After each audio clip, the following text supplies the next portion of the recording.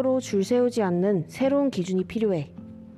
각자가 존중받고 행복할 수 있는 공정한 세상을 만드는 가치를 생각해보는 시간. 우리의 이유와 뷰포인트가 함께합니다.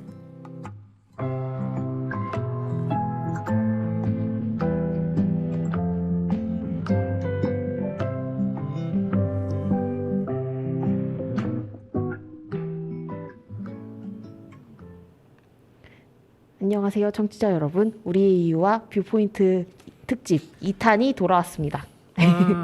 네, 저는 두 프로그램을 함께하고 있는 이예수라고 합니다. 와. 자기소개 해주세요. 네. 네, 안녕하세요. 저는 우리의 이유를 진행하는 한승우라고 합니다. 와. 네, 안녕하세요. 뷰포인트 옥천신문 이현경 기자입니다. 와. 네. 또 갑작스럽게 제가 오프닝 멘트를 맡게 되었습니다. 특집이 참 좋네요. 오프닝 멘트를 해주실 분이 계셔서. 저희 프로그램은 언제나 여는 그러니까요. 말을 혜수 PD가 해주셨기 때문에 그러니까요. 네, 한번 맡기면 잘합니다, 박사님. 네. 네. 표정이 안 좋아지셔서. 안 좋진 않습니다. 안 좋진 않고. 네. 진짜요? 그럼요. 그러면 이제 그것도 돌아가면서 해야 되겠다. 뭐 좋았습니다. 네. 저희도 돌아가면서 하다가 맡겼습니다. 이제. 여기 근데 또 대사가 정해져 있어서 돌아가면서 하는 걸로 해요. 네, 알겠습니다. 네. 네, 좋습니다. 네. 오늘은 지난 시간에 이어서 네. 어떤 이야기를 나눠주실 예정인가요?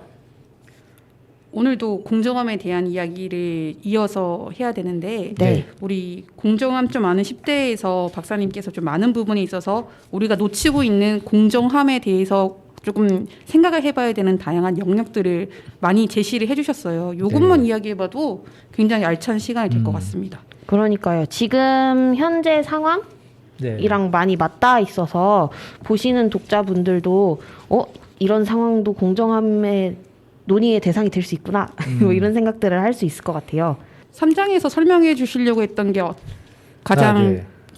이렇게 좀 뭔가 전달하고 싶었던 거는 어떤 부분이었을까요, 박사님? 그러니까 보통 이제 저희가 공정하다 이러면은 약간 이렇게 개인들 간의 문제, 경쟁, 뭐 이런 규칙 이렇게만 생각하지만 사실은 이게 약간 구조적으로 결정되어진 부분들이 저는 많다고 생각을 하거든요. 특히 뭐 이거는 꼭 한 나라만이 아니라 사실 전 세계적으로도 저희가 흔히 뭐 1세기, 2세기, 3세기 뭐 선진국, 개발도상국, 후진국 이렇게 나누는 기준도 다시 보면 다 일정하게 구조적으로 결정되어진 위치들을 강조를 하는 건데요.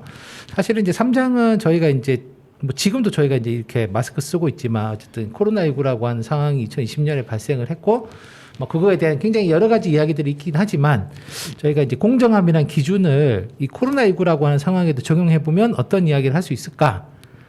라고 해서 이제 그걸 한번 제가 이제 그 기준을 적용해서 이야기를 한번 구성해 본 건데요.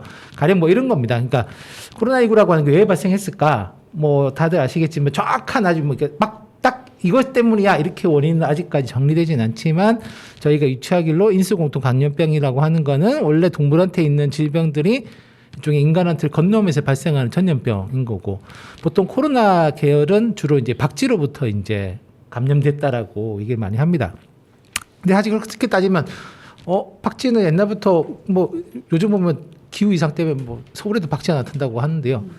어쨌든 박쥐라고 하는 것들이 인간하고 이제 약간 분리되어서 생활하는 동물들이었는데 왜 그럼 이게 왜 인간과 생활 영역이 겹쳐지게 됐을까를 보면 보통 어쨌든 간에 이 박쥐의 서식지가 사라져 있다라고 하는 것들이 그 일반적인 이제 설명인 거죠. 그럼 박쥐의 서식지가 왜 사라졌을까?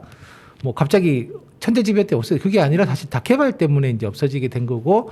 그럼 어쨌든 이 박쥐의 서식지를 개발한 곳들은 주로 또 어딘가를 보면 주로 소위 말하는 이제 선진국의 다국적 기업들이 주로 이제 뭐 리조트를 만들거나 아니면 이 육고기를 생산하기 위한 일종의 이제 공장식 축산을 하기 위한 거기에 사료를 대기 위한 뭐 그런 플랜테이션을 개발하거나 하면서 이제 일종의 박쥐의 서식지가 사라지게 되고 그러면서 박쥐는 점점 더 인가와 가까운 곳으로 이주하게 되고 그러면서 뭐 박쥐가 산 똥이나 이런 것들이 이제 뭐 돼지나 이런 것들과 이제 섞이면서 이게 이제 나중에 인간한테로 사실 예전에 보면 컨테이전이라고 하는 영화에서 요 얘기 그대로 나오거든요. 근데 다시 보면 이제 그런 거죠. 그러면은 어쨌든 간에 이 1차적인 피해라고 하는 것들을 보면 그러니까 마치 그렇게 생각하면 박쥐라고 하는 것들이 굉장히 이 전염병을 유발시킨 다 원인이니까 실제 그런 얘기 있더라고요. 박쥐를 다 없애야 된다. 근데 사실 냉정하게 따져보면 박쥐 입장에서 본다면 이거 되게 불합리하고 불공정한 거죠. 왜냐하면 우리가 원래 그렇게 하고 싶었던 게 아니라 인간이 결국 우리 서식지를 계속 야금야금 빼앗아서 우리는 어쩔 수 없이 이제 인과 가까운 곳으로 가게 된 건데 그건 너무 불합리한 거 아니야. 또 사실 거기 어쨌든 이 전염병이 발발했던 지역들 주민의 입장에서 본다면 사실은 이것도 마찬가지로 본인들이 원한 게 아니라 결국 대기업들이 개발을 하면서 결국 이 서식지를 못 찾은 박쥐들 때문에 본인들이 했던 간에 이제 일종의 발병이 시작되는 거죠. 전염이 시작되고.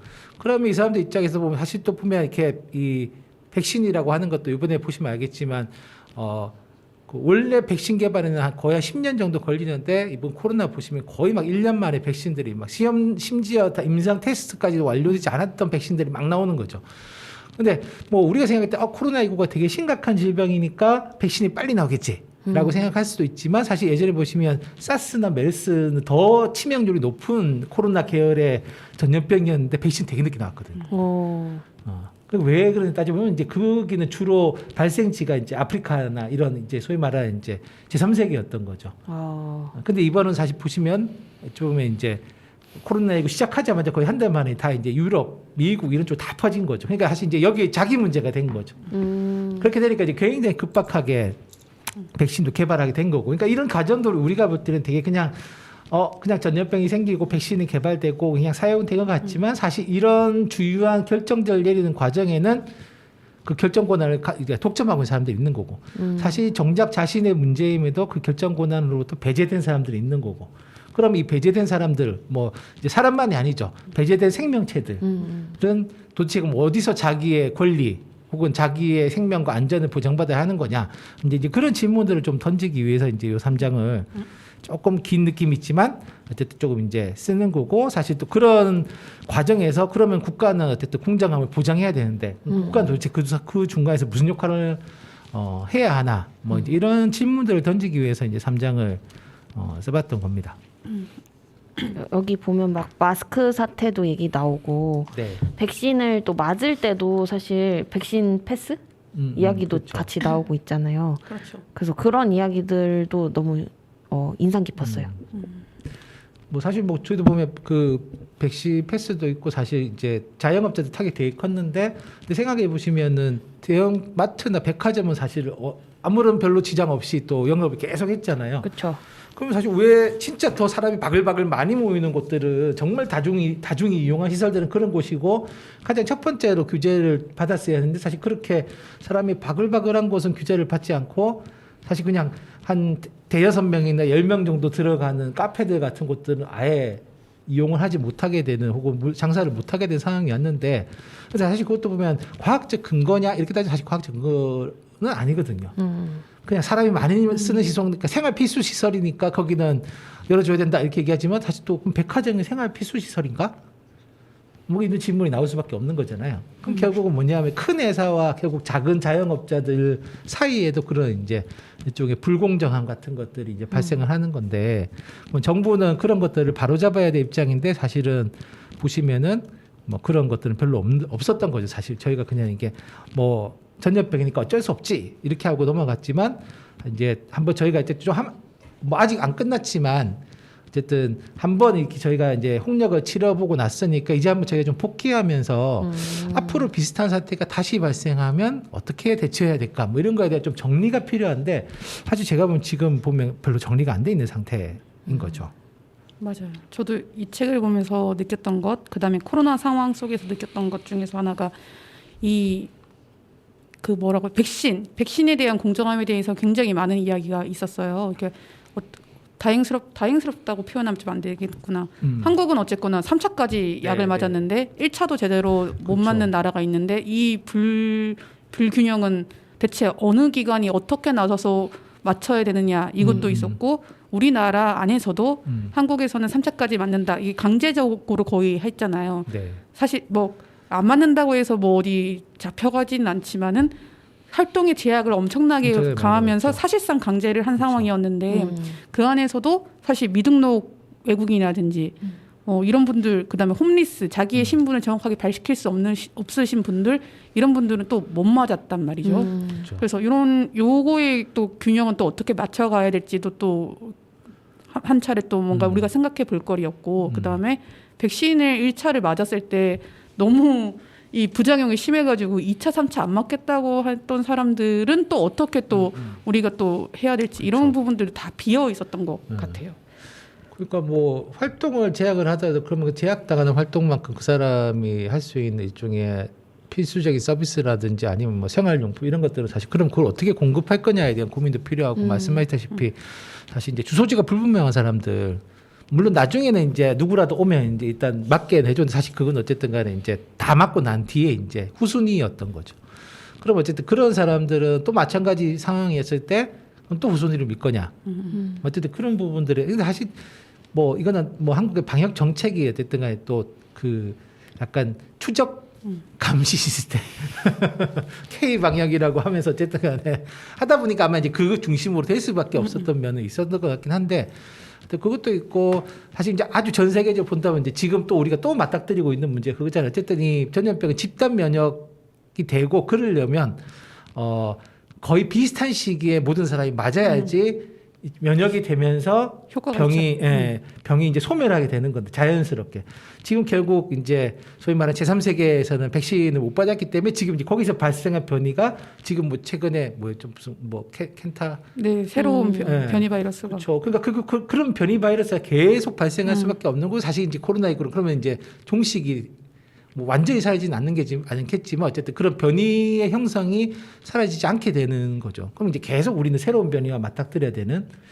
뭐 그런 어려움들이 있는데 그럼 이런 문제를 손을 대야 되는데 그럼 이게 어떤 방식으로 손을 댈 거냐에 대해서 사실 지금 보면 거의 다 손을 놓고 있는 뭐 미국을 비롯 다 손을 놓고 있는 상태.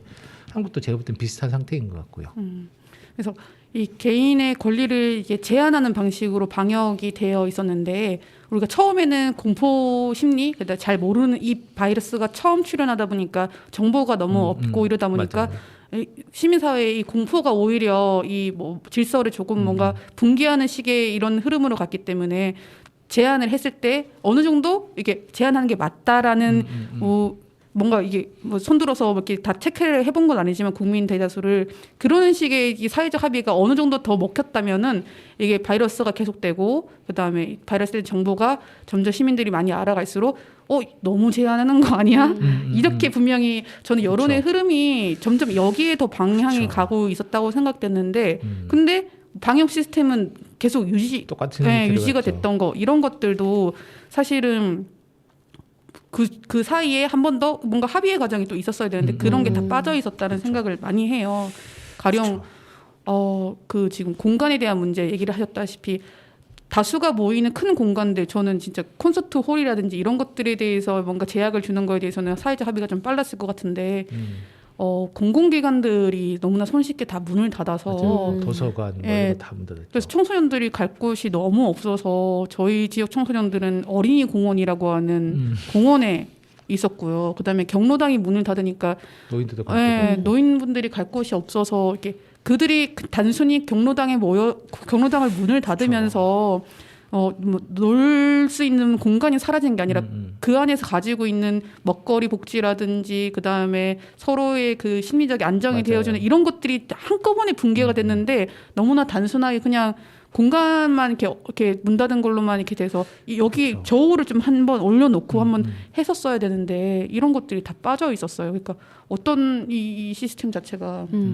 그래서 그런 고민들을 되게 많이 했었어요. 그렇죠. 이랬- 저희 집 옆에 공원도 사실 되게 크고 사람도 별로 없는데 그냥 다 폐쇄시키고 그러니까 그런 식의 조치를 할 수는 있는데 근데 어쨌든 간에 그게 효과가 있는지 없는지를 어쨌든 지금은 사후적인 지나갔으니까 그러면 이제 앞으로도 비슷한 상황이 그렇게 할 거냐에 대한 좀 이야기가 있어야 되는데 제가 볼 때는 지금도 사실 별로 이야기가 없죠. 맞아요. 그런 부분에 대한.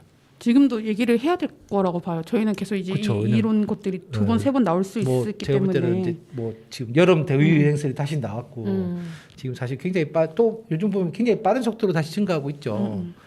그러니까 이게 일종의 이제 치명도는 떨어졌지만 그 확산 속도로 훨씬 빠른 이제 변종들이 나와 있는 상태인데 그러면 이제 또 이런 상태는 또 어떻게 할 거냐에 대한 좀 논의와 합의가 필요한데 지금 보면 이제 뭐 그냥 정부는 잘 대처하고 있다. 뭐 약 준비해 놨다. 뭐 이런 식으로 하는데 그리고 또 뭐 노동의 관점에서 본다면 요즘 보면 어쨌든 간에 그런 거잖아요. 예전에는 어쨌든 코로나19 걸리면 쉬어라 무조건 나오지 마라. 근데 요즘은 이제 기업이나 이런 곳에도 보면 이제 소위 말해서 좀 비정규직 힘없는 노동자일수록 이제는 아파도 나가서 일해야 되는 상황처럼 지금 가고 있는데 그럼 이 문제 그렇게 가는 게 맞냐? 이런 거에 사실 좀 논의가 필요한 거잖아요. 사실 여기 우리 책에 보면 아프면 쉬어야 한다는 말이 당연한 말로 받아들여지지 않았는데 코로나 때문에 이제 이 말이 받아들여졌다라고 되어 있는데 사실 이게 조직에 몸담고 있는 입장에서 그리고 주변 지인들의 조직 상황들을 보면은 이거 사실은 좀 맹점이 있어요. 이게 뭐 어떤 부분이 있냐면 그래 우리가 이제 노동자가 아프면 쉬는 걸 좀 당연한 문화로 받아들여야 돼. 쉬는 걸 가지고 이제 조직 내에서 뭐라고 하면 안 돼라는 분위기가 됐으면 좋았을 텐데 저 직원 한 명만 빨리 여기서 빼내가지고 쉬게 하는 게 우리 사업장이 더 이득인 격리. 거예요. 그래서 최대한 이 사업장이 이득을 위해서 한 결정이 우연히 이것이었을 뿐이다.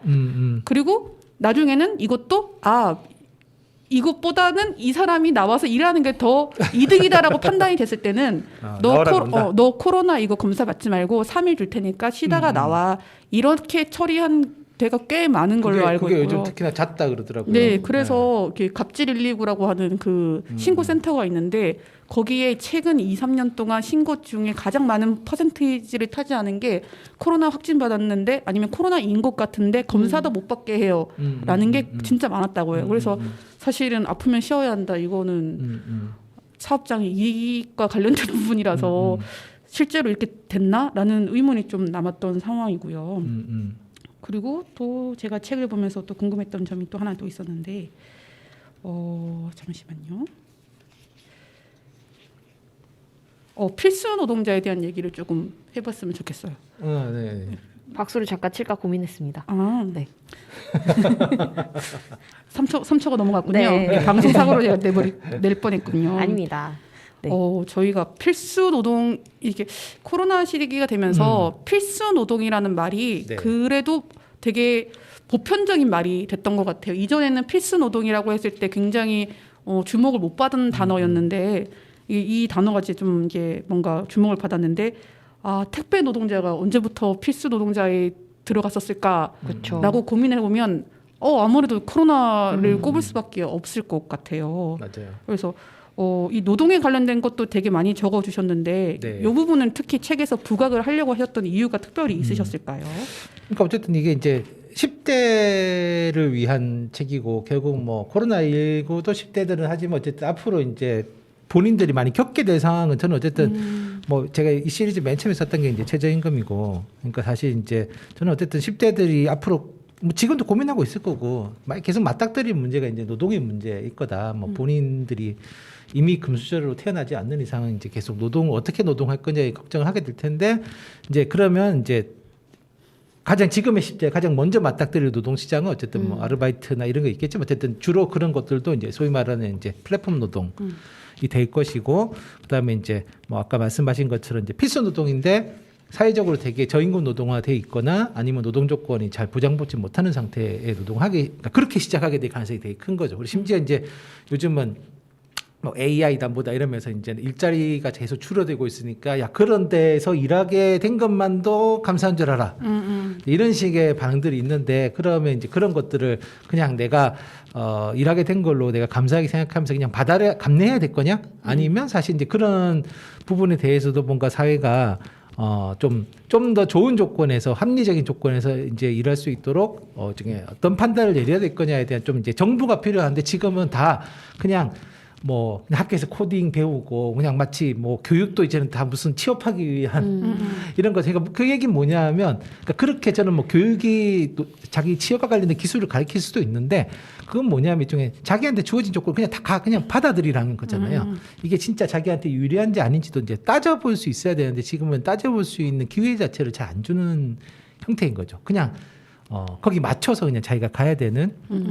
그렇죠. 이제 그런 것들을 좀 이제 10대들이 생각을 하면 좋겠다. 그리고 그런 것을 생각할 때 좀 필요한 정보들을 좀 주고 싶어서 이제 이런 어쨌든 좀 최근에 있는 플랫폼 노동 관련돼 있는 논의들 특히 뭐 한국을 보면 막 우리 뭐 코로나19 때 사재기가 독일도 사재기 하는데 한국은 사재기도 없다 이렇게 막 하면서 되게 막 했지만 사실은 우리는 어마어마한 택배 시스템을 가지고 있기 때문에 사실 사재기가 필요가 없었던 거잖아요. 그렇죠. 네. 근데 여기 박사님께서 언급해 주신 필수 노동의 영역에 간호사, 간병인, 택배 노동자, 청소 노동자를 특별히 언급하셨는데 네. 사실 코로나 이전에 이 노동자분들의 필수한 상황이 필수한 노동이다. 되게 뭐 우리가 되게 사회가 굴러가려면 반드시 있어야 되는 거다라고 인정을 우리가 이만큼 했느냐. 안 했죠. 예, 네. 이 부분에 대해서 저는 조금 여기에 대해서 좀 우리가 코로나 상황이 끝났어도 여기의 노동자분들이 조금 더 나은 노동 환경 속에서 좀 할 수 있도록 해야 된다라는 생각을 되게 많이 했었어요. 사실은 코로나19 상황에서 대한민국에서 가장 고생한 약간 직군이라고 하면 저는 간호사 직군이라고 네. 보거든요. 왜냐하면 친구들이 진짜로 병원에서 특히 대학병원 이상에서 근무하고 있는 친구들이 돌아서면 퇴사를 한대요. 후배들도 그렇고 이게 너무 힘들어서. 그리고 네.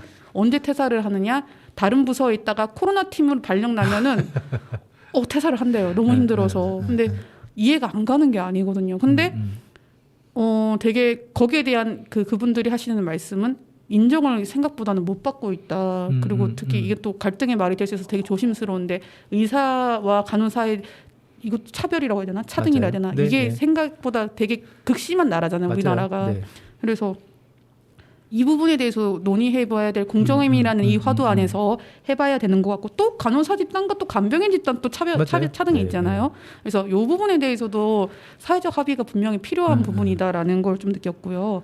옥천에서도 생각보다 필수 노동자분들이 주목을 좀 받으셨어요. 특히 시내버스 운전하시는 운전기사님들, 그다음에 청소 노동자들, 그리고 이 배달 노동자분들이 이제 굉장히 뭔가 약간 갈등 아닌 갈등의 소재로 이렇게 올라왔는데 가게마다 이제 배달이 필수가 되다 보니까 옥천에서도 지금 이 코로나 상황을 간신히 넘긴 자영업자들은 다 배달로 많이 맞아요. 일정 부분을 소득을 바꿨는데 이제 배달료가 계속 올라가는 거예요. 맞아요.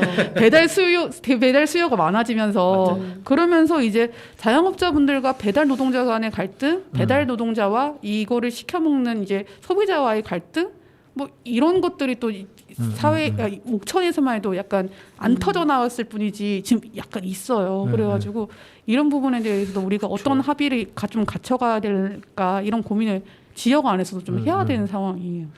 그러니까 뭐 되게 전국적으로도 뭔가 합의가 필요하겠지만 말씀하시다시피 이제 그 지역 내에서 합의도 좀 필요한 거고 그다음에 뭐 이게 배달 노동자와 자영업자도 있죠. 사실은 이제 결국 이 플랫폼을 운영하는 업체들이 이제 아시겠지만 이렇게 뭐 택배 노동자 우리가 얘기하자면 실제 수익은 다 택배사들이 가져가는 거고 뭐 우리가 이용하고 있는 배달 앱들도 사실 이제 앱이 이제 많이 가져가는 거겠죠. 그럼 결국 이제 이런 상황 속에서 어떻게 그 이익을 분배할 것인가에 대한 고민이 좀 필요한 거고 아까 간호사 얘기하셨지만 사실 코로나 이전에도 간호사계는 소위 말해서 태움이라고 하는 굉장히 이렇게 열악한 노동 조건을 강요받았던 게 있는 거잖아요. 근데 이게 이제 코로나19 때문에 더 안 좋아지니까 말씀하시다시피 이제는 나는 도저히 못한다 라는 상황으로 가는 건데 그러면 사실 지금 저희가 뭐 간호사들 뭐 이렇게 나라를 이게 아니라 제가 볼 때는 사람을 더 확충하고 병원이 더 이상 그런 식의 열악한 노동 조건을 갖추지 못하도록 하는 게 필요한데 사실 지금 우리는 이제 그걸 다 이제 개인의 몫으로 돌리는 거죠.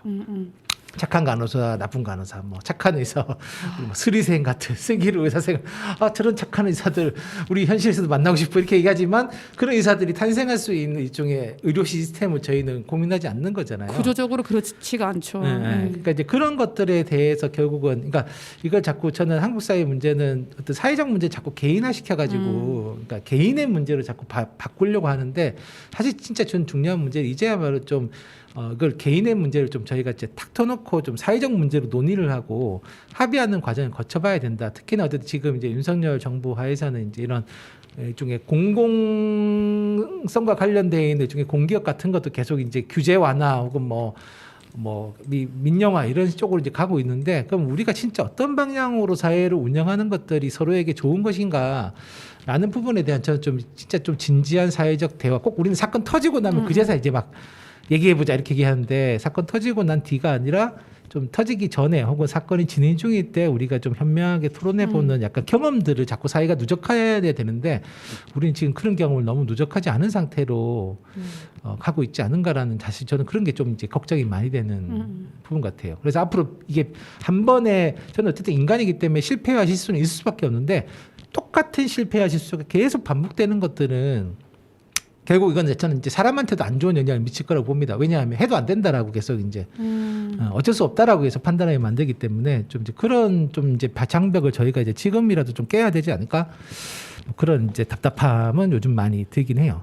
이제 그런 걸 논의할 수 있는 좀 사회적 장이 늘어나야 되는데 오히려 코로나를 핑계로 더 줄어드는 뭐 생각해 보시면 지방정부위원회들 이런 것들도 보면 뭐 참여예산 이런 것도 지난 1, 2년 사이 거의 안 했거든요. 위원회들 모이지도 않고 다 서면 심사. 그렇죠. 네. 뭐 서원대 아시겠지만 서면이라고 하는 게 결국 뭐냐면 이렇게 사람들이 만나가지고 논의를 해야 되는데 서면 시스템은 그냥 개인 그 전에 있던 자기 개인적 판단 그대로 그냥 해서 보내는 거잖아요. 그러니까 좀 그런 것들이 이제 오히려 저는 반대해야 되는데 우리는 이제 계속 그렇게 가고 있는 게 좀 걱정되는 그런 부분이 좀 있는 것 같습니다. 저도 이거 보면서 그런 거 느꼈는데 지난번에 의사, 간호사, 약사는 확진 시 3일 격리 후에 근무가 재개 가능하게 이제 발표를 했었거든요. 근데 그 이야기를 듣고 의사는 환자를 직접 대면을 하는 직업이잖아요. 그러니까 3일 격리를 하고 환자를 만나는 게 사실 환자한테도 좋지 않고 의사나 간호사, 약사, 개개인한테도 이제 인간으로서 존중을 받지 못하는 그런 감정을 좀 느끼게 하는 측면이 있다고 그냥 개개인이 그렇게 3일 격리했다가 이래라 이런 식으로 정책을 시행하는 게 좀 불합리하게 느껴진다고 하더라고요. 그 저희가 뭐 그 공공의료를 얘기를 좀 할 때마다 나오는 게 의사 수는 부족하다는 거에서는 이견이 없는데 간호사 수 부족에 대해서는 이견이 좀 있어요. 우리가 간호사를 육성하는 숫자가 의사를 육성하는 숫자보다 많거든요. 그쵸. 많은데 간호사분들이 간호사 그 국실이 쳐가지고 자격증을 따놨는데 의료 영역에서 활동을 안 하시는 퍼센테이지가 굉장히 높대요. 그쵸. 그 이유는 아까 말씀드렸던 그 노동 조건이라든지 사회적 뭐 이런 분위기, 구조적 문제 이런 것들 때문인데 그런 게 또 있다고 해요. 그쵸. 지나가는 말로 갑자기 생각이 나서 말씀드리는 거고. 경력 단자 여성들 중에도 보면 이제 간호사 맞아요. 자격증인 사람 되게 많아요. 많으시죠. 맞아요. 저희 엄마. 집에 계시잖아요. 저희 엄마. 그러니까 네. 그래서 그 공공의료 얘기가 나와서 말씀드리는 건데 이것도 공정함의 주제를 좀 놓고 보면은 사실은 대한민국은 그 공공의료에 대한 투자를 많이 안 하고 지금 있는 대학병원들이라든지 대학병원들 사립병원들도 많잖아요. 국립대 대학병원 그렇죠. 아니더라도 종합병원들. 여기에 종합병원들한테도 굉장히 많은 정부의 예산 지원이 있는데 그렇게 해서 그들을 키워가면서 의료 영역을 큰 축을 담당을 해왔는데 코로나 상황이 되니까 이들이 갑자기 자신들은 손절하죠. 사립기관이라고 강력하게 주장을 하면서 선을 이제 그어버리는 상황이 온 거죠. 그러면서 병상이 너무 부족한 상황이 벌어지면서 이제 대응이 안 되는. 맞아요. 그래서 이것이 무엇인가 이런 부분도 되게 나눠볼직한 이야기였다. 그렇죠. 그러니까 또 사실 그렇게 병상이 부족해지면 결국은 가난하고 힘없는 사람들은 병실을 구하기 힘들거나 적절한 의료 서비스를 제공받기 힘들어질 텐데 그렇죠. 뭐 부자들이 알아서 하지 맞아요. 않겠습니까? 그런데 이제 그러면 사실 이제 그런 문제들을 바로잡기 위해서 사실 이제 정부가 필요한 거고 일종의 법 제도의 원칙을 세워야 되는 건데 이제 한국은 여전히 계속 그런 부분들은 이제 그러니까 놓치고 있다면 안타까운 건데 계속 안 보고 있다면 사실 그건 저는 되게 심각한 문제라고 생각하거든요. 결국 뭐냐면 정부의 정책 방향이 다 일종의 중상층만 보고 있는 거니까요. 근데 어쨌든 소득 격차는 계속 벌어지고 있고 지금도 보면 어쨌든 뭐 물가도 많이 오르고 한데 그럼 결국 정책의 방향이 누구를 위해서 존재할 거냐? 제가 어쨌든 책에 있는 뭐 존 롤즈 같은 사람을 얘기했던 이유는 어쨌든 이 사람 자유주의자입니다. 뭐 사회주의자 이런 것도 아니고, 그러니까 어찌 보면 자유주의자도 뭐냐면 결국 인간은 누구나 자기한테 유리한 선택을 하려고 하겠지만, 어쨌든 이게 모여서 같이 놀이하는 과정에서는 결국 서로가 가장 기본적으로 지켜야 될, 그러니까 우리가 사회에 동등하게 존재하기 위해서 기본적으로 서로에게 보장해줘야 될 가장 기본적인 인권이 있는 거고, 그리고 어쨌든 그런 기본적인 인권이 보장된 상태에서는 결국 뭐냐면 어쨌든 최대한 차이적 약자한테 이득이 돌아갈 수 있도록 판단할 수 있는 기본적인 우리가 합리성을 가지고 있는 사람들인데, 그 얘기는 뭐냐면 이제 그런 합리성을 가진 사람들한테 계속 그런 논의할 수 있는 기회를 줘야지만 사람들도 알게 될 거잖아요. 아, 그렇지, 우리가 좋은 사회를 만들려면 이렇게 이런 방향으로 가야 되는 거지. 뭐 가르치고 저희가 막 그 이상한 변호사 우영을 보면서 아 그래 자폐라고 하는 거에 대해서도 그 전까지는 되게 막 약간 공포와 어쨌든가 이렇게 있다면 아 그 장애에 대해서도 우리가 그냥 저렇게 같이 어울려 살면서도 저렇게 이 사람들도 충분히 자기 역할 속에서 그렇게 할 수 있는구나라고 하는 걸 학습해 가는 거잖아요. 그러니까 저는 다른 영역에서 그런 학습이 굉장히 중요한데, 한국은 어쨌든 이런 노동과 관련된 영역이라든지 공공성과 관련된 영역에 있어서는 그런 학습의 기회를 너무 안 주고 있는, 그냥 정부가 일방적으로 결정해버리고 뭐 다 국민을 위해서입니다 이렇게 얘기해버리고 끝이 나버리는 게 전 좀 이제 그러니까 자꾸 이제 뭐냐면 뭐 여기 있는 뭐 인체국정공항이라든지, 그러니까 저는 이게 논의를 하다 보면 좀 방향이 달라질 수 있을 텐데 한국은 논의 자체를 다 안 하다 보니까 자꾸 이제 이게 그런 걸 의심하는 거죠. 그렇지 않습니까? 뭐 정부 정책이 나의 이익을 침해하지 않을까? 뭐 이게 결국 나만 열심히 준비했는데 나만 계속 독박 쓰지 않을까? 뭐 이런 계속 이제 의심을 만드는 게 결국 이게 의심을 그냥 우리는 깨끗합니다, 우리가 한 정책은 올바릅니다 이렇게 계속 주장하는 게 아니라, 그럼 진짜 이런 정책이 어떤 원인으로부터 나올 수밖에 없었던지를 좀 논의를 하고 뭐 정보도 공개하고 같이 얘기하면서 사실 풀어가겠다. 그러니까 이게 시민들을 그냥 통치의 대상이 아니라 통치의 파트너로 보는 정말 변화가 있어야 되는데, 한국은 아직까지 보면 계속 이제 시민들을 약간 정책 궤도의 대상으로 보는, 잘 모르셔서 그렇다 뭐 이런 식으로 얘기하게 되는 게 좀 문제. 그러니까 저는 어쨌든 그런 문제를 좀 타파하기 위해서 좀 이제 이런 문제들에 대한 좀 논의가 활발해져야 되지 않을까 뭐 그런 생각이 듭니다. 지금 이 책이 공정함 좀 아는 10대인데 공정함 좀 아는 20대, 공정함 좀 아는 30대가 되기 위해서는 네. 이 책 같이 보시면 좋거든요. 신분 피라미드의 사회. 근데 여기 보면은 이제 제가 제일 좋아하는 말이 나오죠. 책 표지에 능력주의가 낳은 괴물, 능락괴 줄여서 보통 잔악괴라고 많이 부르는데 네. 잔악괴로 뭔가 잔악괴는 설명되지 뭐야? 않은 우리 한국 사회의 모든 것들이 능락괴로 설명이 거의 다 되는데, 책 보면서 제가 느꼈던 다는 못 읽었어요. 네네네. 느꼈던 거는 능락괴가 그 가장 파괴했던 거는 결국 무엇이었을까라고 했을 때 민주주의를 파괴를 하고 있더라고요. 네. 말씀하신 것처럼 민주주의는 방금 박사님이 언급하신 것처럼 계속 이야기를 하고 논의를 하고 뭔가 합의점을 찾는 과정들인데, 이게 뚝 떨어져서 능력이 있는 내가 결정을 하였으니 이런 느낌으로 이런 느낌이 계속 지속이 꽤 오랜 시간 되어 왔고, 근데 우리 주민들은 상당히 많이 거기에 동조를 해주세요. 그렇죠. 그래서 능락계가 정말로 파괴한 거는 뭐 공정과 정의와 무엇일까 했을 때 민주주의구나, 정확하게 구체적으로는 이런 생각을 되게 많이 하고 있고, 3장에서 나오는 얘기도 코로나 시국에 우리가 집회의 자유가 많이 제한이 됐었잖아요. 그게 설령 뭐 교회의 집회이든 뭐 노동계의 집회이든 집회가 다 이제 코로나라는 아주 좋은 핑계가 있어가지고 다 제한을 했는데, 그때 딱 맞아떨어지는 것 같아요. 되게 굉장히 이 민주주의를 위협하는 상황이 왔구나. 그래서 코로나 상황에서 집회하지 마라 결정 지은 것들이라네. 사람들은 이 능력주의 끝판왕이신 분들인데 집회의 자유를 막았다는 것 자체가 굉장히, 저는 이거는 나는 최소한 저는 합의해주지 않은 거예요. 이 시민사회에서 집회 자유는 헌법적 가치인데 무엇을 더 우선해야 되느냐라고 했을 때 나는 합의를 안 해줬는데 이미 뭐 합의가 된 것처럼 이렇게 공포를 해버리시니, 이런 것들을 생각을 하면서 이 책을 읽으면 좋을 것 같고요. 아까부터 해수 PD가 눈빛으로 노래를 들어야 된다고 얘기를 했습니다. 어떤 곡 들으실 건지 해수 PD가 자 정리를 해주십시오. 네. 그럼 제가 선곡한 곡을 먼저 듣겠습니다. 네. 네. 저는 공정이라는 주제로 노래를 찾다가 쌀준이라는 새로운 아티스트였는데요. 자세한 정보는 없어서 어떤 분인지 모르지만 공정하다는 착각이라는 노래를 내셨더라고요. 그래서 이 노래를 한번 듣고 오겠습니다. 네.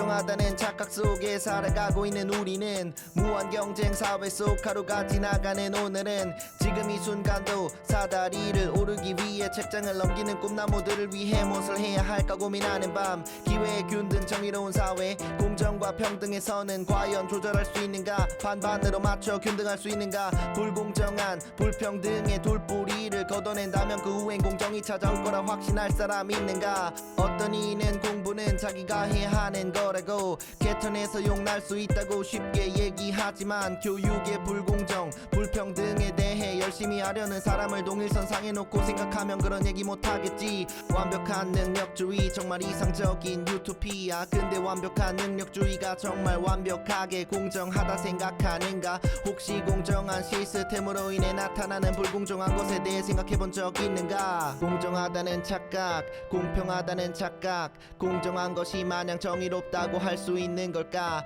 공정하다는 착각 공평하다는 착각 공정함에서 만들어진 불평등은 어찌해야 하나 공정하다는 착각 공평하다는 착각 공정한 것이 마냥 정의롭다고 할 수 있는 걸까 공정하다는 착각 공평하다는 착각 공정함에서 만들어진 불평등은 어찌해야 하나 모두가 영이라는 출발선에서 시작할 것이란 가정 강남 쪽집게 가외를 잡기 위해 도입한 수시 확대 입시 진학을 위해 고등학생이 연구 논문의 저자가 돼 근데 중요한 사실은 이거 아무나 못해 자유주의자의 기회의 평등 또는 사회주의자의 결과의 평등 둘의 공통점은 양극화가 심하다는 것 그리고 하나만 택해서 절대 공정할 수 없다는 것 그래서 나에게 그러면 어쩌라는 거라며 삿대질한다면 모든 이에게 기회는 균등하게 모든 사람에게 여건을 평등하게 조건의 평등에 대해 고민해봐 기회의 평등한 능력주의 세상에서 패배한 이는 실패가 너무 쓰라려져 절가 분노가 승자의 오만과 충돌해 사회의 부정의 뿌리를 내리기에 합리적이지 않지 결과의 평등 역시 인간의 차이를 존중하고 배려하며 살아가기에 이론은 좋지만 인간 사는 아이러니하고 개개인 감정 역시 다르기에 공정과는 거리가 멀겠지 공정하다는 착각 공평하다는 착각 기회의 평등 결과의 평등 그 중간에 있는 조건의 평등에 대해 고민해봐 한쪽으로 치우쳐 뭐 아니면 도로 살아온 과거 사람들이 만들어 놓은 현재 모습을 봐 공정하다는 정의 공평하다는 정의 답을 내릴 수 있는 건 21세기 중 5분의 1이 지난 시점에 이 시대를 이끌어갈 그대들과 함께 살아가는 우리 공정의 정답을 내릴 수 있는 건 바로 그대들의 선택 네, 노래 듣고 왔습니다. 노래가 네, 거의 교과서 같은 노래네요. 그죠. 그래서 골라왔습니다.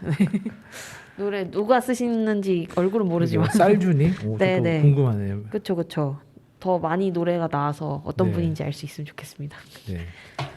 다음 이야기는 무엇인가요? 자연스럽게 사장 이야기를 하면 좋습니다. 네, 사장 제목이 4차 산업시대 미래에 필요한 공정함인데 미래에 가기 전에 현재에 대한 공정함에 대해서 조금만 더 이야기를 해보고 갔으면 좋겠어요. 저는. 네. 왜냐하면은 여기 사장에서 나오는 얘기는 플랫폼 노동이라든지 뭐 AI와 사람의 차이라 이런 것들이 되게 나열되어 있는데 저는 계속 이것들을 읽으면서 플랫폼 어차피 신문사도 플랫폼의 하나고 플랫폼 노동에 제가 일하는 게 속해져 있는데 플랫폼 노동이 너무나도 노동의 지위를 잃어가고 있거든요. 개인 사업자가 된다든지 뭐 프리랜서라고 불린다든지 이렇게 되고 있어요. 요즘 주요 흔히 말하는 메이저 언론사도 사람을 그러니까 흔히 말하는 정규직으로 뽑지를 않습니다. 무슨 특정 프로그램을 걸어놓고 여기서 일할 PD 구해요, PD 구해요 이렇게 되는 시스템이고 작가님들은 옛날부터 지위가 없었어요. 그늘은 노동자들의 지위가 없었어요. 그리고 이제 이 기자의 영역만 어떻게든 살아남아 있는데 이것도 곧 무너질 것 같고요. 그래서 이 플랫폼이라는 단어가 이 사장에서 계속 이렇게 반복되는데 계속 되게 아프게 읽었어요. 개인적으로는. 근데 플랫폼이 가지고 있는 되게 이 뭔가 노동자 지위를 얻기 힘든 굉장히 어려운 뭔가 영역이 있나 이런 고민도 했는데 답은 아직 못 찾았고요. 이렇게 생각을 꼬리에 꼬리를 물고 가다 보니까 인력중개사무소는 플랫폼으로 볼 수 있나? 사람을 소개시켜주는 약간 이런 생각까지 하게 됐고 생각보다 많은 영역에서 그러니까 그 한국일보에서 굉장히 열심히 쓴 기사가 중간 착취의 지옥도라는 시리즈물이 있어요, 여러분. 그게 어떤 거냐면은 가령 막 철도회사에서 정규직을 뽑아야 되는데 그만큼의 인건비를 분명히 예산을 마련을 해뒀는데도 불구하고 협력사를 통해서 협력사 직원을 이렇게 데려다가 쓰는 방향으로 갔다가 뭔가 이 사업이 어려워지면은 협력사랑 그냥 계약 관계만 끊어버리면 되는 이런 착취의 시스템이 굉장히 우리나라에 천착해 있는데 어쨌거나 협력사에선 정규직이니까 근데 이런 문제들이 계속 이건 문제야 어차피 이 예산이 있으면은 니네가 직접 뽑아야지 이런 얘기들은 안 튀어나온단 말이에요. 근데 그게 안 튀어나오는 이야기가 이 능락계랑 딱 맞아떨어지는 상황이라서 저는 그렇게 보거든요. 나는 더 열심히 노력해서 본사의 직원이 된 거고 넌 나보다 덜 노력해서 협력사 직원이 된 거고 이 차등은 당연히 너와 나의 노력 여하에 따라서 차등을 줄 수밖에 없어. 우리 불평등은 당연한 거야. 이런 시스템이 계속 중간 착취의 지옥도로 대한민국 사회가 가고 있다. 그래서 이 플랫폼이란 단어를 시작해가지고 계속 꼬리를 물고 생각하다가 여기까지 다다르게 됐는데 저는 중간 착취 이것만 어떻게 좀 해결이 돼도 뭔가 이 공정함과 이 20대가 가지고 있는 분노 그리고 20대 자녀들이 겪는 걸 지켜보고 있는 부모 세대의 약간 분노 이런 것들이 크게 한 번 해소될 수 있을 것 같다는 생각이 드는데 근데 이건 안 건드리잖아요. 그래서 이런 생각을 좀 하면서 읽었답니다. 사실은 뭐 말씀하신 한국은 플랫폼 가기 전에 이미 하도급 구조라고 하는 굉장히 기형적인 구조를 가지고 있는 거죠. 그러니까 정상적인 방식으로 할 수 있는 일들도 굳이 맞아요. 협력업체를 만들어서 일종의 위탁 방식으로 가는 게 결국은 이제 소위 말하는 이제 손쉬운 해고와 손쉬운 사업 정리, 손쉬운 노동 통제, 그다음에 어쨌든 발생할 수 있는 문제에 대한 책임 안짐.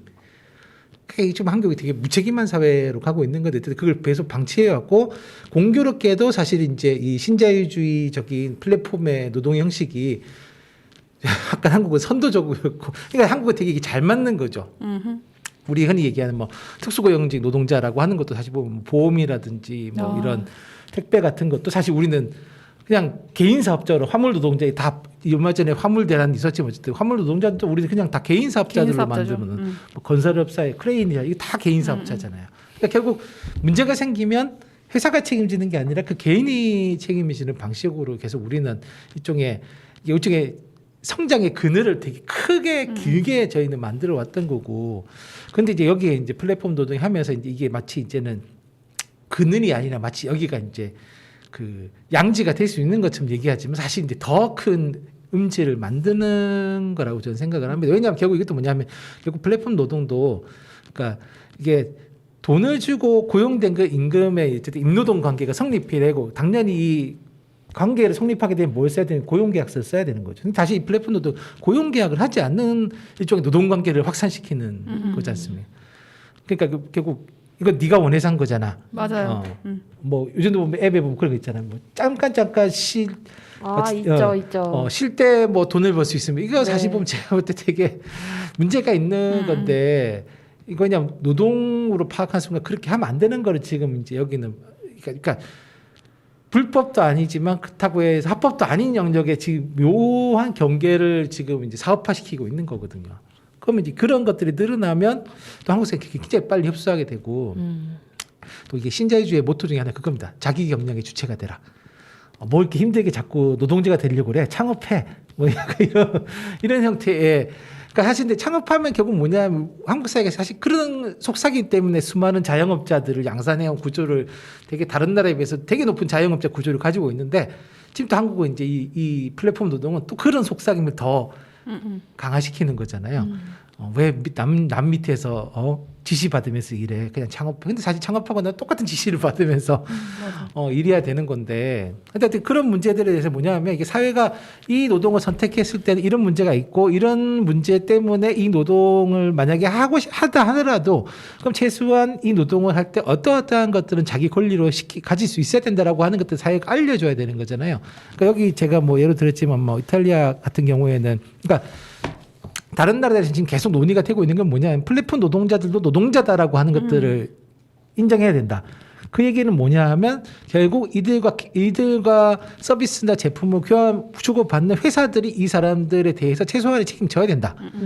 이걸 보장해 주려고 하는 건데 한국은 자꾸 이거를 요즘 어떤 식이냐 이걸 규제라고 자꾸 이제 하면서 오히려 이걸 풀어줘야 된다라고 하는 그러니까 전 세계적인 흐름과 반대로 가고 있는 거죠. 그러니까 저는 어쨌든 그런 점에서 좀 이제 한국도 플랫폼 노동에 대해서 이제는 노동자성을 어떻게 확보하고 기본적인 노동 조건들 불합리한 문제가 생겼을 때 사실 지금도 보면 청소년 노동 알바 같은 경우도 보면 사실 법적으로는 배달하다가 난 사고 같은 것들은 당연히 업주가 책임지도록 되어 있는데 이것들 제대로 안 알려주니까 그냥 청소년들은 다치면 그냥 자기가 그냥 대충 치료하고 말고 나중에 이게 그렇죠. 이제 상처 더 이렇게 되는 거잖아요. 그러니까 한국은 너무 노동자의 권리가 뭐가 있는지 안 가르쳐 주는 사회인데 이게 어찌 보면 더 저는 이제 확산되면 더 문제죠. 왜냐하면 노동인지 아닌지도 되게 아리까리 내가 고용된 건지 안 된 건지 이걸 잘 모르는 상태로 가는 거니까 이제 그런 것들에 대한 좀 저는 이제 사회적인 일단 기본적으로는 정보 제공, 두 번째는 어쨌든 간 내 권리가 무엇인가에 대한 교육 이런 게 필요하지 않을까 싶어요. 우리 뭐 멀리 갈 거 뭐 있나요? 수도금 치면 우리 선생님들 맞아요. 지시는 다 받는데 이게 업무 지시할 때는 우리 사람이고 다치면 남의 사람이고 뭐 이런 상황들 늘 있었고요. 뭐 최근에는 비정규직의 정규직화의 노력의 일환으로 인해서 우리 옥천에 그동리 소재에 금강 물환경연구소가 있는데 거기서 연구위원님들이 봤어요. 네. 전부 다 이제 이렇게 뭔가 기간제처럼 이렇게 일하시다가 이제 무기계약직으로 전환이 됐는데 독소 조항이 있었던 거예요. 이 사업 자체를 없애버릴 수 있다. 그러면 자연적으로 계약이 종료된다. 이런 것들이 정말 그런 아이디어는 어디서 샘솟는지 진짜 어디서 단체 합숙 교육 받는 것도 아닌데 다 그런 건 되게 칼같이 잘 배우죠. 그러니까 당장 사업 종료를 해버릴 수 있다고 이제 뭔가 하니까 나한테 안 좋은 건데 사인을 하게 될 수밖에 없는 상황이었더라고요. 이런 것들이 자꾸 생각이 나네요. 그래서 근데 그럼에도 불구하고 이제 4차 산업혁명 시대까지 오니까 더 무서운 거예요. 왜냐하면 이게 그렇죠. 사실은 지금 있는 그 재화를 어떻게 나눌 것인가 분배할 것인가 이 문제 때문에 계속 이제 이 공정함에 대해서까지 나아가는데 4차 산업 시대에 가장 우리가 되게 두려운 것은 아직 노동해야 될 사람들 이만큼 있는데 기계가 치고 올라온 속도가 너무 빠르다 보니까 이거를 근데 사회가 이렇게 빨리 바뀌는 걸 어떻게 라고 말했을 때 뭔가 우리가 사비를 해서 조금 조정할 필요는 있어라고 말을 해도 되는 건지 아니 기술이 발달한 뭐 중국 이렇게 치고 올라가고 있고 뭐 일본 독일 다 치고 올라가고 있는데 우리만 이렇게 안 치고 올라가면 돼?라고 말했을 때 무엇으로 이렇게 뭔가 답변을 해야 되고 대응을 해야 될지 이런 것들에 대해서 사실은 되게 무섭거든요 저는. 그래서 뭐 고민을 좀 해봐야 되는데 이제 이런 얘기가 있습니다. 그러니까 한국이 왜 자동차 산업에서 자동화 속도가 전 세계 굉장히 빠른 걸로 평가받거든요.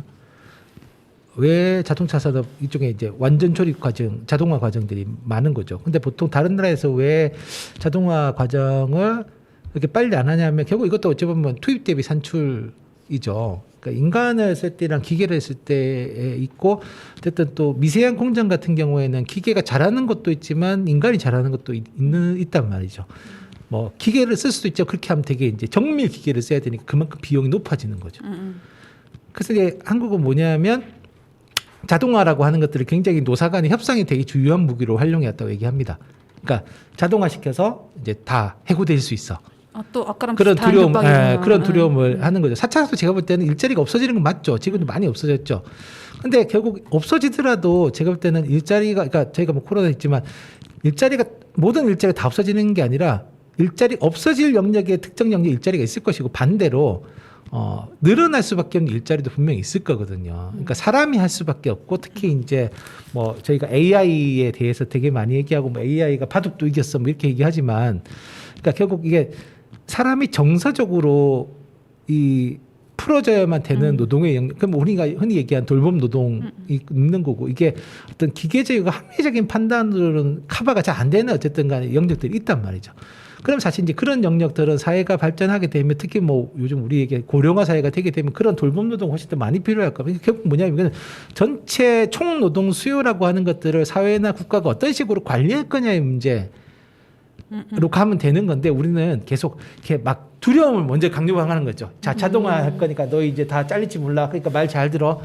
마치 저는 사실 차체 산업도 자 이런 식으로 일자리 수백 명가 사라질 거니까 자 이제 일하는 거 고맙게 생각해. 그러니까 우리 말 잘 들어. 약간 이런 협박으로 약간 저는 많이 들려요. 그러니까 이게 뭐 기계 과학기술의 발달이라고 하는 것들은 인간과 무관한 게 결국 저는 그것을 사회가 수용할 거냐 말 거냐에 대한 저는 판단을 내리는 거고 사회가 아무리 기술이 좋아도 야 이거는 근데 우리가 생각했을 때 그것보다는 좋지 않은 것 같아라고 해서 수용하지 않으면 저는 그냥 그 사회는 그렇게 가는 거죠. 그렇죠.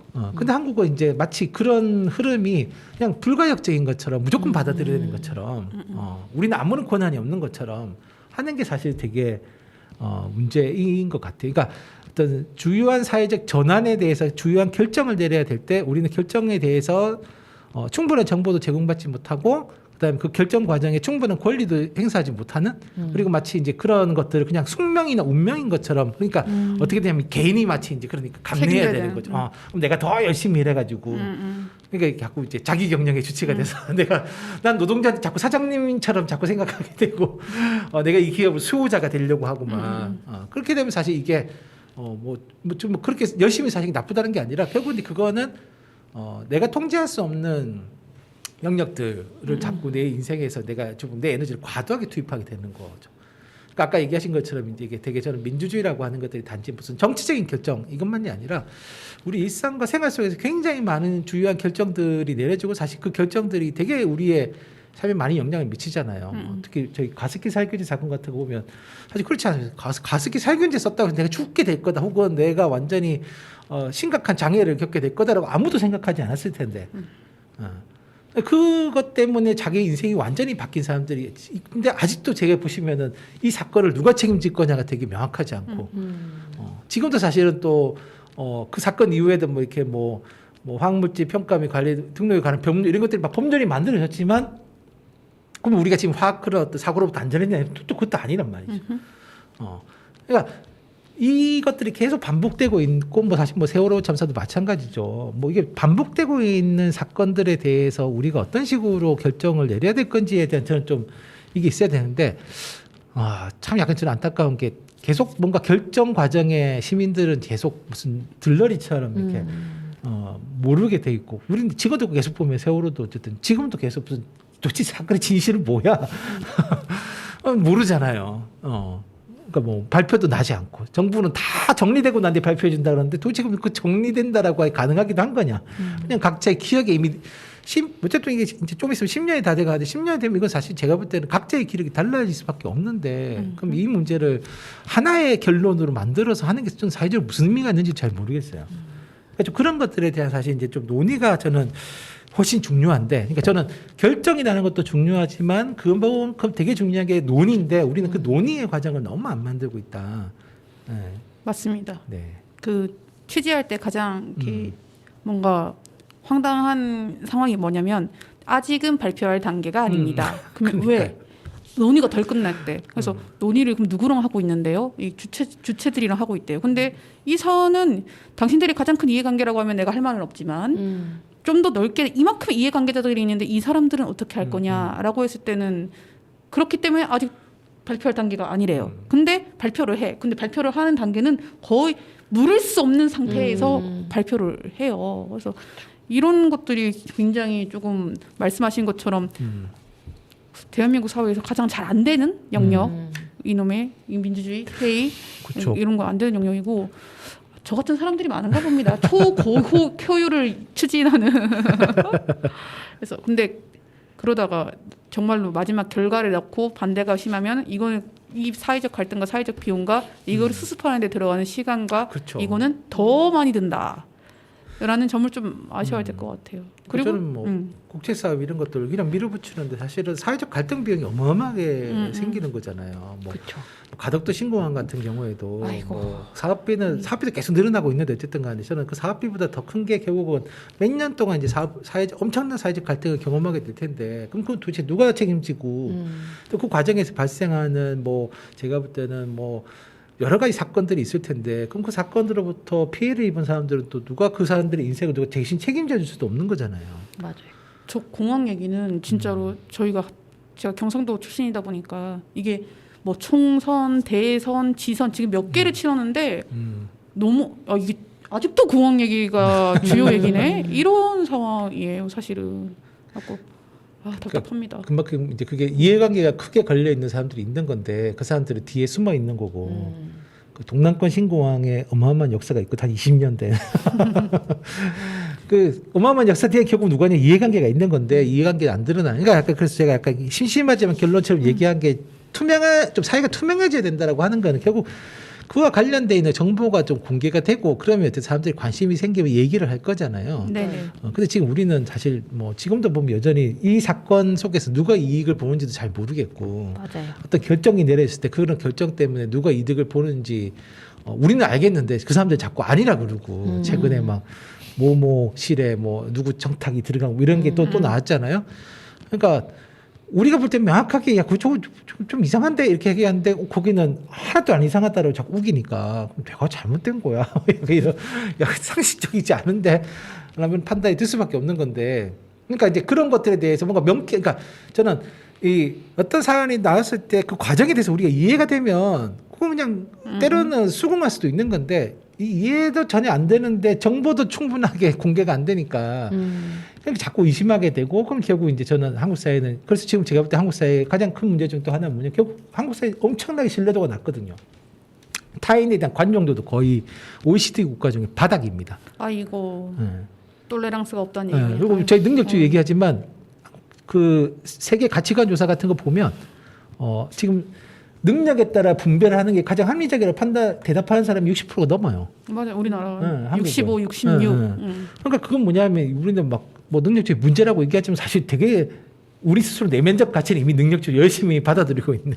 그거 말고는 어떻게 나눌 건데라고가 없는 왜냐하면 것처럼 능력이 안 따르면 부패한 방식으로 그러니까 내가 동의하지 않은 뭔가 음모적인 방식으로 나눠질 거라고 다 사람들이 의심하는 거죠. 안 신뢰하기 때문에 제가 볼 때는 그럼 차라리 능력으로 해 이런 거거든요.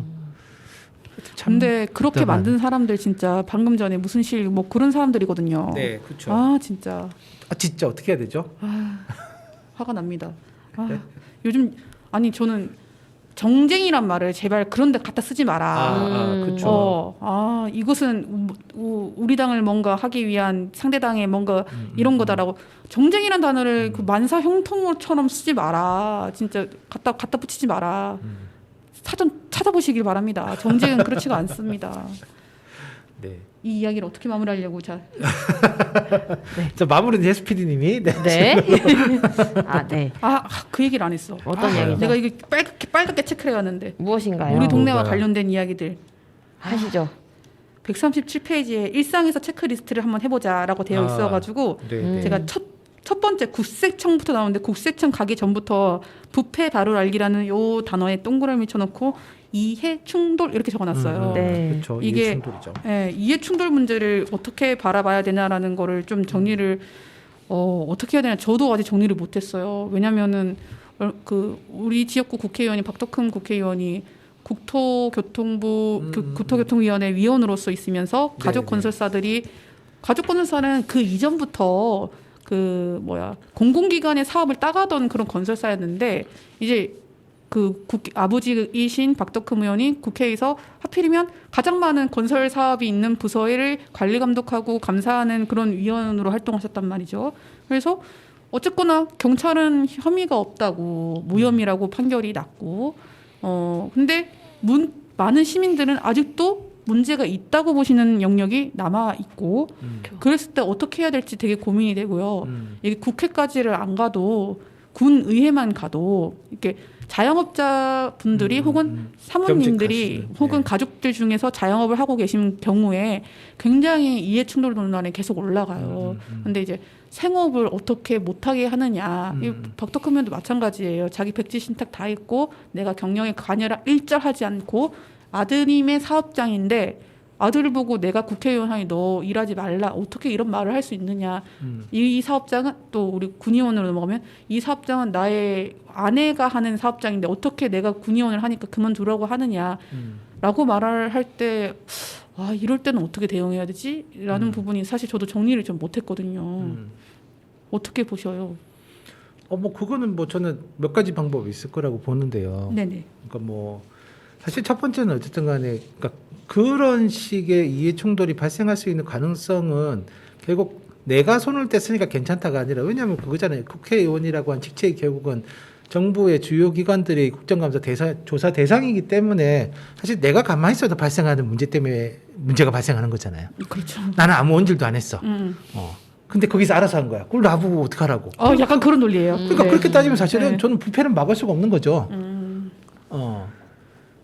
그러니까 그렇게 따지면 사실 알아서 근데 이게 정말 알아서 했을까요? 그러니까 내가 이 사람 말을 안 내가 이 국회의원 말을 안 들은데 나한테 아무런 1도 영향이 없을 거라고 생각하면 아무도 말을 듣지 않겠죠. 그렇죠. 그럼 본인이 해야 될 일은 그런 사회 그런 권력 구조를 만들어야 되겠죠. 근데 내가 그런 식의 활동을 하지 않았으면서 내가 한 게 아니다. 근데 사실 무혐의들 제가 볼 때 그런 거죠. 한국은 되게 다른 사건에 대해서 굉장히 엄청나게 확대 해석하고 과잉 수사를 하면서 이런 사안에 대해서는 굉장히 엄격하게 법리에 따라서 그래서 이득이 구체적으로 명확하게 오고 얼마냐. 갔느냐 이것만 사실 따져보니까 아주 명확하게 구체적으로 이득이 오가지 않았으면 다 무죄화 되는 거거든요. 뭐 최근에 다시 문제가 되신 분도 마찬가지고 예전에 강원랜드 사건도 그랬던 거고. 근데 상식적으로 보면 굉장히 문제죠. 왜냐하면 내가 있던 곳의 사람이 혹은 내가 가족들이 당연히 연관되는 것 자체는 아무것도 안 했는데 문제가 사업을 하지 말라가 아니라 그 사업이 왜 굳이 이 사업에 신청을 하고 왜 피감기관의 사업에 지원을 하는가가 사실 문제인 거죠. 그러니까 외국 같은 경우 그래서 아예 가족들이 그런 식의 지원 자체를 그러니까 보면 그렇잖아요. 그 재척 사유가 되는 것들이 그런 거잖아요. 아예 문제가 생길 것 같으면 그 사람들 무조건 다 빼는 거죠. 그리고 방법이고 두 번째는 뭐냐면 정 못 뺀다라고 하면 제가 볼 때는 문제가 생겼을 때 처벌을 엄청 세게 하면 돼요. 근데 한국은 아시겠지만 부패 방지에 관련된 법률의 처벌 좀 되게 약하거든요. 3년 이하, 뭐 몇 천만 원 정도 벌금인데 미국 같은 경우에는 엄청 세거든요. 거의 몇십 배의 벌금을 그러니까 가령 내가 뇌물을 받았으면 뇌물이 한 50배 정도를 내가 벌금을 내야 돼. 그러면 내가 가령 1억을 받았다 이러면 50억을 다시 갚아야 되잖아요. 네. 안 하고 싶겠죠. 그렇죠. 걸렸을 때 너무 두렵잖아요. 직책 잘리는 것만이 아니라 징역형만이 아니라 미국 같은 경우에는 부패 같은 경우에는 민사 형사를 동시에 할 수도 있어요. 그러니까 인생 망한 것 같으니까 안 하게 되는 거죠. 근데 한국은 사실은 뭐 보면 그렇잖아요. 군청도 뭐 지방재정법 이런 거 예산 잘못 쓰고 했을 때 처벌조항 없잖아요. 정보 공개 안 했을 때 처벌조항 없잖아요. 한국은 부패가 생겼을 때 처벌할 수 있는 조항을 거의 다 안 두고 있어요. 그러니까 사실 부패가 활성화되는 거예요. 그럼 제가 만약에 그런 거죠. 그러면 내가 깨끗하다고 증명하는 방법은 그런 조항들을 개정해서 빡세게 만들면 되는 거죠. 그런 법을 만드는데 그렇죠. 앞장서면서 나를 그렇죠. 증명해라. 공공 조달이나 뭐 이런 부분에서 앞으로 문제가 발생했을 때는 뭐 처벌을 어마어마하게 세게 만들겠다. 그렇게 하면 사실 제가 볼 때는 이해해 줄 수 있죠. 사실 최근에 법이 망능주의는 아니지만은 말씀하신 것처럼 정확하게 수치화할 수 없는 영역들을 조금씩 인정해주고 있는 법 판결이 좀 나오고 있는 것 같아요. 가령 우리 그 안남면에서 태양광 난개발 한참 이게 그 법적 다툼이 진행됐을 때 개발을 지금 현재 차원에서 안 했을 때의 사업자가 얻는 재산상 불이익과 그것을 개발했을 때 그 마을 주민들이 겪을 수 있는 그 약간 공익 침해를 계산했을 때 사업자가 받을 수 있는 재산상 침해는 너무나 수치화하기가 쉬웠고 마을 주민이 받을 수 있는 그 미래에 아직 벌어지지 않은 그런 어떤 불편함이라든지 그다음에 그 뭐 위협이라든지 자연재해 이런 것들은 수치화하기 굉장히 어려웠음에도 불구하고 손을 들어줬어요. 이런 판결들이 좀 나오고 있는데 이런 부분에 대해서 좀 더 우리가 조금 더 무게를 좀 더 좀 옮겨가는 이런 것들을 많이 해야 될 것 같아요. 말씀드린 것처럼 이런 국회의원이 이해충돌 문제가 나오고 정치인이 이해충돌 문제가 나오고 강원랜드 뭐 채용 비리 의혹 이런 것들이 나오면은 불신을 할 수밖에 없죠. 그렇게 됐을 때 서로가 불신하는 사회가 가질 수 있는 사회적 비용은 이거를 좀 계산을 많이 하고 이 부분에 대한 무게를 많이 실는다면은 설령 뭐 법으로 뭔가 이거를 할 수 없다고 해도 법 말고는 뭐 이거를 할 수 없는 게 아니잖아요. 제도가 이런 걸로라도 뭔가 보완이 될 수 있는 것 같다 이런 생각을 좀 하게 되네요. 박사님 말씀을 듣다 보니까 그렇습니다. 네. 요거 살짝 설명 좀 더 해주세요. 핀란드 시스템. 그건 박사님이 해야 될 것 같습니다. 핀란드 시스템. 핀란드 시스템 어떤 시스템 말씀드리는? 네네. 그러니까 핀란드 제가 지난번에 잠깐 얘기 핀란드가 원래 애초에 이렇게 깨끗한 나라가 아니라 결국 핀란드도 한번 크게 사회를 개조해야 되는데 어떤 방식으로 할 거냐 해서 그냥 투명한 사회를 만들자. 그러니까 결국 뭐냐면 그러니까 그러니까 내가 의심하게 되는 것들 결국 내가 이 사람의 구체적인 정보를 얻지 못하니까 혹시 뒤에서 무슨 거래가 있지 않았을까 의심하게 되는 거죠. 그럼 이제 뒤에서 거래될 수 있는 모든 것들을 다 오픈시키는 거죠. 그러니까 그러니까 정부가 가지고 있는 공공 생산하는 공공 정보에 관한 것들 비롯해서 일종의 이제 어찌 보면 우리는 개인 정보나 혹은 뭐 사적인 정보라고 해서 공개하지 않는 일종의 그런 납세 실적까지도 쭉 공개를 다 하니까 그리고 이게 여기 있다시피 뭐 그냥 그런 부분 여기 보시면 저는 되게 있는데 학교 운영위원회도 학생 참여를 의무화하고 모든 결정 내용을 학생들한테 공개해야 된다. 이거 되게 중요한 거잖아요. 그렇죠. 그리고 고객 및 직원에게 모든 중요한 정보 공개를 해야 된다. 이게 뭐냐면 가습기 살균제, 이 살균제에 어떤 화학물질이 들어갔는지도 충분하게 소비자한테 공개해야 된다는 거죠. 그러니까 네. 사회 자체가 이런 식으로 운영하게 되면 기본적으로 이게 시스템에 대한 신뢰가 생기는 거죠. 신뢰가 생기니까 당연히 내가 세금을 더 내야 된다고 했을 때도 이 세금은 내가 이만큼 더 내면 이 세금이 그래서 어떻게 누구한테 가는지를 내가 알고 있으면 더 낼 수 있는 거죠. 한국은 야씨 누구 배불리려고 세금을 내 이렇게 하니까 안 내고 싶은 거고. 맞아요. 그다음에 무슨 참여도 사실 여기는 내가 참여하면 결과 내가 참여했을 때 이런 정보를 얻을 수 있고 이런 결정을 내가 내릴 수 있어라고 하니까 참여하고 싶은 거고. 한국은 참여해도 네 좋은 얘기 감사합니다. 라고 난 뒤에 내가 말한 게 어디를 갔는지 알 수가 없으니까 아씨 그냥 괜히 시간 버렸다 안 가야지. 그렇게 되는 거고. 뭐 저는 그 사회 시스템에 결국 이제 이게 결국 사회적인 신뢰를 형성하는 방향으로 사회를 움직일 거냐. 그러기 위해서 조금 더 이 사회를 투명하고 민주적으로 운영할 거냐. 결국 이거에 대한 좀 합의가 필요한 건데 한국은 여전히 그런 방향으로 잘 안 가려고 하고 있는 결국 힘 있는 사람들이 통치하기 쉬운 사회로 계속 남아 있는 거라고 저는 생각을 합니다. 맞습니다. 이게 결과적으로는 많이 이게 정보와 소스들이 많이 오픈되면 오픈될수록 사회적 신뢰가 더 높아지고 그것이 좀 더 이 사회를 좀 건강하게 만들고 오히려 사회적 비용을 줄이는 방법이다라는 거에 굉장히 공감을 하면서 여러분 제가 또 하나만 더 언급하고 지나갈게요. 네. 139페이지에 여기 내부 고발자 이 캐릭터가 나오는데 공익신고자라고 얘기를 하는 것도 맞는 건데 네. 대한민국은 굉장히 공익신고자에 대해서 확실한 응징을 하는 걸 좋아하는 나라입니다. 그렇죠. 내부에서 해결을 해야지 왜 외부로 네가 가져가서 왜 외부인들이 우리 내부의 일을 간섭하게 만드냐 이런 식의 논리가 굉장히 잘 통용되는 나라고요. 멀리 갈 것도 없이 되게 옥천 사회에서도 되게 벌어지고 있는 일이고요. 최근 문제가 되고 있는 사업장 하나가 또 있어요. 공공기관 내에.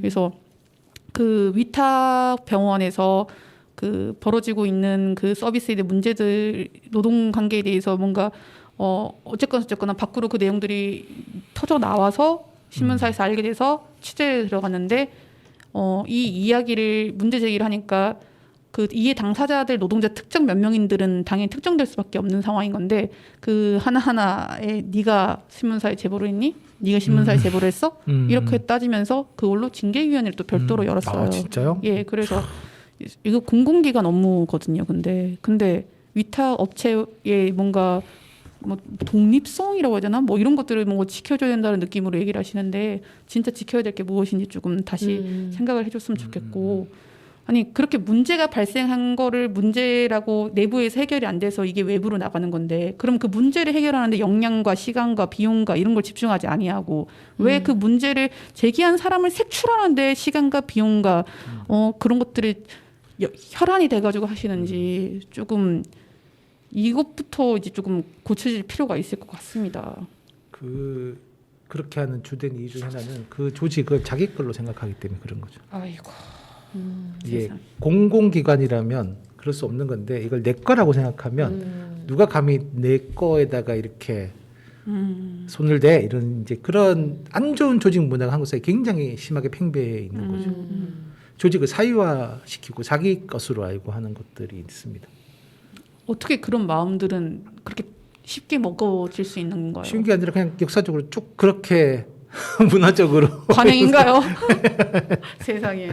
그게 당연한 것처럼 마치 이제 그러니까 그렇게 얘기하면 욕을 먹는 게 아니라 당연하게 받아들이니까 이게 네 거야 이렇게 얘기하면 내 거지 이렇게 얘기하는 게 마치 당연한 것처럼 그러니까 이게 같이 만들고 같이 운영하는 공통의 것이다라는 생각을 해야 되는데 자꾸 이게 내가 대표 선수고 내가 주자니까 다 이거는 내 판단대로 해야 되고 내 판단에 어긋나는 애들은 그냥 다 문제 있는 애들이고 얘들은 뭐 그러니까 문제 제기하면 야 너 이 배신자 이런 식으로 이제 하는 거죠. 참 안 좋은 조직 문화를 한국 사회가 여러 개 가지고 있는데 저는 그것 중에 하나가 되게 어떤 조직을 사회화시키는 게 되게 큰 문제라고. 그러니까 단체를 운영하는 내규나 정관은 하나도 중요하게 생각하지 않는 거죠.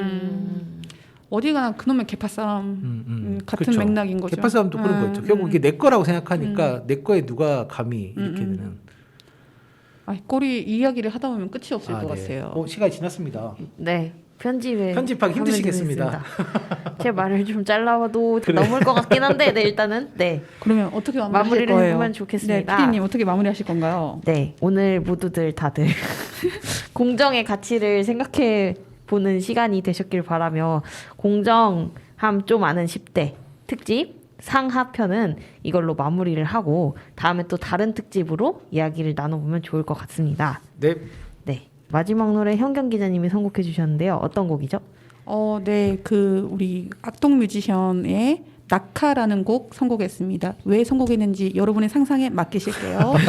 정말 멘트를 네, 네 궁금하지만 네, 상상에 맡기며 오늘 방송 마무리하겠습니다. 감사합니다. 다음 시간에 또 만나요. 또 만나요. 안녕.